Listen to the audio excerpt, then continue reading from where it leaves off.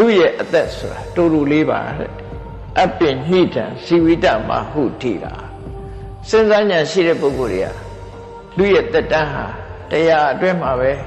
သိဆုံးကြတာများလို့လူအသက်ဟာအလွန်တူတယ်ဒါလည်းမကဘူးပညာရှိနဲ့ကြည့်မယ်ဆိုလို့ရှိရင်လူအသက်ဟာအသက်တရှူပဲရှိတာတကယ်ကြည့်မယ်ဆိုရင်အသက်ရှူနေတဲ့လေပေါ်မှာမှီပြီးတော့နေရတယ်ခန္ဓာကိုယ်ရဲ့အငွေ့ပေါ်မှာမှီပြီးတော့နေရတယ်လူရဲ့အသက်ဆိုတာအမှန်တမ်းတူတယ်စိတ်တခဏတစ်ခုလေးနဲ့လူဟာအသက်ရှင်နေကြကားလမ်းပေါ်မှာကားမောင်းနေလို့ရှိရင်ကားဘိန်းဟာတထွာလေးလောက်တင်တယ်လမ်းနဲ့ထိတာကြံတဲ့ဟာမထိဘူးဘယ်ခါဖြစ်ဖြစ်တထွာကားလေးလောက်ပဲထိတယ်အဲ့ဒါလိုပဲလူတွေဟာဘယ်နှစ်ပဲနေအသက်ရှင်တဲ့အချိန်ဟာတခဏလေးပဲလို့သူပြောတာအဲ့ဒါကြောင့်မို့